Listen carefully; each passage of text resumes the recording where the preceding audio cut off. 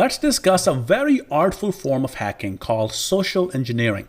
Social engineering is one of my most favorite parts of any pen testing or red teaming engagement. Instead of relying on tools and technology, the attacker makes use of observations, human emotions, and creativity to gain access to the objective. Social engineering has become one of the most prominent attacks that result in a data breach. Social engineering framework defines social engineering as an act that will try to influence a person or a target to commit to an action and carry it out, whether it may or may not be in that person's best interest. Let's take a look at this phishing example. You have an email coming from contact@health.gov.com, but the gov here is 0, G0V instead of GOV. This is an example of typo squatting. Also, the government websites in the US end with .gov, G-O-V, and anywhere around the world, there would be .gov, G-O-V, the top TLD, top level domain for that country. The email has a subject line that is related to a very recent pandemic. States that it's related to a COVID-19 contact tracing alert. Now, if you're living in this time, you'd want to know if you came in close contact with a COVID-19 patient. The body of the email reads, John, we are writing to inform you of an alert related to your proximity with a COVID-19 patient. Please click here to see the alert. Now, the email ends with, thanks, COVID-19 Task Force, US Health Services.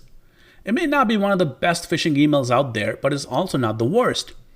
The attacker may be using this to collect sensitive information from your users. They may ask you for your social security number, full name, date of birth, along with your full address to, at least what they say, validate who you are.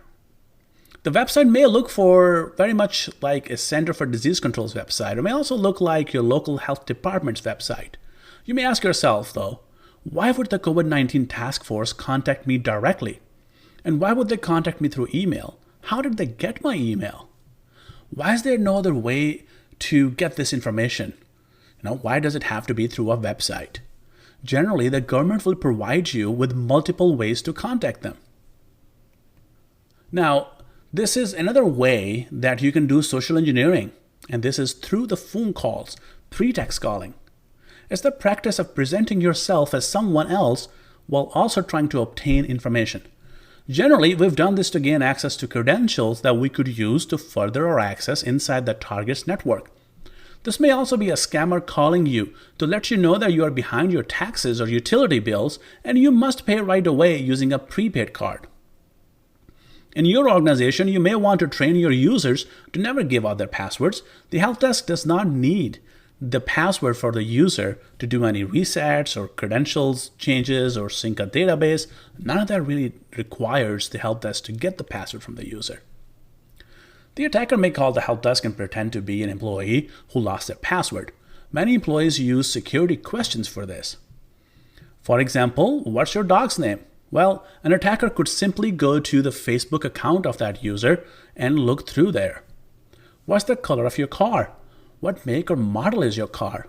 Come to think of it, do any of you have your car's pictures posted online?